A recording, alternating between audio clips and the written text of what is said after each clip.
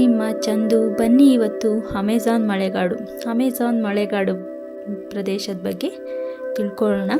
ಇದು ಯಾವ್ಯಾವ ರಾಷ್ಟ್ರಗಳಲ್ಲಿದೆ, ಎಷ್ಟು ರಾಷ್ಟ್ರಗಳಿದೆ ಅಂದರೆ ಇದು 9 ರಾಷ್ಟ್ರಗಳ ಭೂಪ್ರದೇಶಗಳನ್ನ ಒಳಗೊಂಡಿದೆ ಈ ಕಾಡು.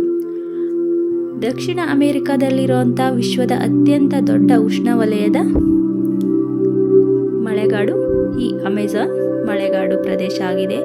ಇದು ದಕ್ಷಿಣ ಅಮೆರಿಕದ ಹಲವು ದೇಶಗಳಲ್ಲಿ ಕೂಡ ಆವರಿಸಿಕೊಂಡಿದೆ ಈ ಕಾಡು. ಅದರ ಬಹುತೇಕ ಅಂದರೆ 60% ಬ್ರೆಜಿಲ್ ದೇಶದಲ್ಲಿ ಈ ಮಳೆಗಾಡು ಇದೆ. ಇನ್ನು Peru, Colombia, Venezuela, Ecuador, Bolivia, Guyana, Suriname ಮತ್ತು ಫ್ರೆಂಚ್ ಗಯಾನಾ ದೇಶಗಳಲ್ಲೂ ಕೂಡ ಈ ಮಳೆಗಾಡು ಪ್ರದೇಶ ಇದೆ. ಹಾಗೆಯೇ ಅಮೆಜಾನು ನದಿ ಅತ್ಯಂತ ಅದ್ಭುತವಾಗಿರುವಂಥ ಪ್ರಾಣಿಗಳು, ಪಕ್ಷಿಗಳು, ಹಾಗೆಯೇ ಅಪರೂಪದಲ್ಲಿ ಸಿಗುವಂಥ ಜೀವಿಗಳು. ಬನ್ನಿ ಇವತ್ತು ಈ ಅಮೆಜಾನ್ ಮಳೆಗಾಡು ಪ್ರದೇಶದ ಬಗ್ಗೆ ತಿಳ್ಕೊಳ್ಳೋಣ.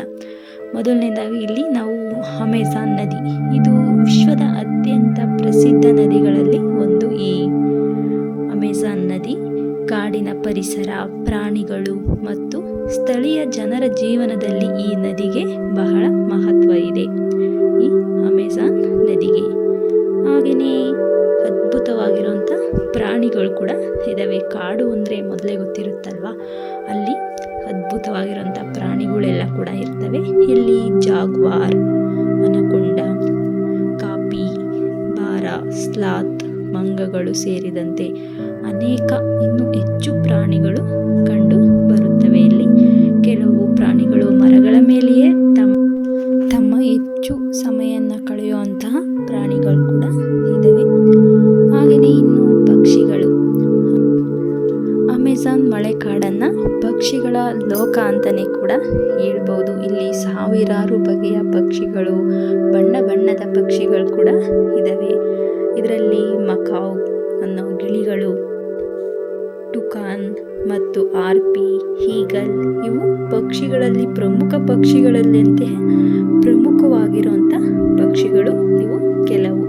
ಹಾಗೆಯೇ ಈ ಮಳೆಗಾಡು ಪ್ರದೇಶದಲ್ಲಿ ಅಪರೂಪದ ಜೀವಿಗಳು ಕೂಡ ಇದ್ದಾವೆ. ಅಪರೂಪದ ಜೀವಿಗಳು ಅಂದರೆ ಹಾವುಗಳು, ಕಪ್ಪೆಗಳು ಮತ್ತು ಕೀಟಗಳು ಈ ಕಾಡಿನಲ್ಲಿ ಇದ್ದಾವೆ.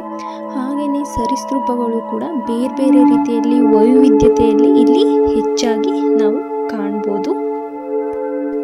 ಇಲ್ಲಿ ಸಣ್ಣದಾಗಿ ಕಾಣುವಂತಹ ಜೀವಿಗಳು ಕೂಡ ಈ ಕಾಡಿನಲ್ಲಿ ತನ್ನದೇ ಆದಂಥ ವ್ಯವಸ್ಥೆಯಲ್ಲಿ ದೊಡ್ಡ ಪಾತ್ರನೇ ವಹಿಸ್ತವೆ.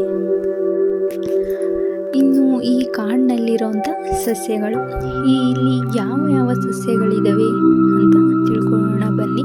ಈ ಅಮೆಜಾನ್ನಲ್ಲಿ ಎತ್ತರವಾಗಿರುವಂತಹ ಮರಗಳು ಕೂಡ ಇದ್ದಾವೆ, ಹಾಗೆ ಬಳ್ಳಿಗಳು ಕೂಡ ಇದ್ದಾವೆ. ಔಷಧೀಯ ಸಸ್ಯಗಳು ಕೂಡ ಇದ್ದಾವೆ. ಹಾಗೆಯೇ ಅನೇಕ ವಿಶಿಷ್ಟ ಸಸ್ಯಗಳು ಕೂಡ ಈ ಕಾಡಿನಲ್ಲಿ ಬೆಳೆಯುತ್ತವೆ. ದಟ್ಟವಾಗಿರುವಂತಹ ಮರಗಳು, ಆ ದಟ್ಟವಾದಂಥ ಮರಗಳ ಮೇಲ್ಭಾಗವನ್ನು ಕೆಲವೊಮ್ಮೆ ಕ್ಯಾನಪಿ ಎಂದು ಕೂಡ ಕರೆಯಲಾಗುತ್ತೆ. ಹಾಗೆಯೇ ಈ ಕಾಡಿನಲ್ಲಿ ದೊಡ್ಡ ಮರಗಳು ಕೂಡ ಇದ್ದಾವೆ. ಹಾಗೆಯೇ ಇಲ್ಲಿ ಸ್ಥಳೀಯ ಜನರ ಜೀವನ ಹೇಗಿದೆ ಅಂತ ತಿಳ್ಕೊಳ್ಳೋಣ. ಈ ಅಮೆಜಾನ್ ಮಳೆಗಾಡು ಈ ಪ್ರದೇಶದಲ್ಲಿ ಅನೇಕ ಸ್ಥಳೀಯ ಸಮುದಾಯಗಳು ಕೂಡ ವಾಸ ಮಾಡ್ತಾ ಇದ್ದಾವೆ. ಅವರು ಕಾಡಿನ ಸಂಪನ್ಮೂಲಗಳೊಂದಿಗೆ ತಮ್ಮ ಬದುಕನ್ನು ನಿಕಟವಾಗಿ ತನ್ನದೇ ಆದಂಥ ಸಂಪ್ರದಾಯ ಮತ್ತು ಜೀವನ ಶೈಲಿಯನ್ನು ಕೂಡ ಒಳಗೊಂಡಿದ್ದಾರೆ ಈ ಅಮೆಜಾನ್ ಮಳೆಗಾಡು ಪ್ರದೇಶದಲ್ಲಿ.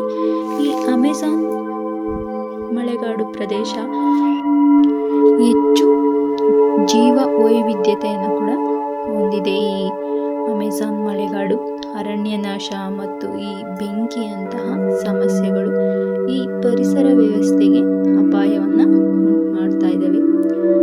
ಬನ್ನಿ, ಅಮೆಜಾನ್ ಇದು ಕೇವಲ ಒಂದು ಕಾಡಲ್ಲ, ಇಲ್ಲಿ ಕೋಟ್ಯಾಂತರ ಜೀವಿಗಳ ಮನೆಯಾಗಿದೆ. ಇದು ಈ ಅದ್ಭುತ ಪ್ರಕೃತಿಯನ್ನು ಉಳಿಸುವ ಜವಾಬ್ದಾರಿ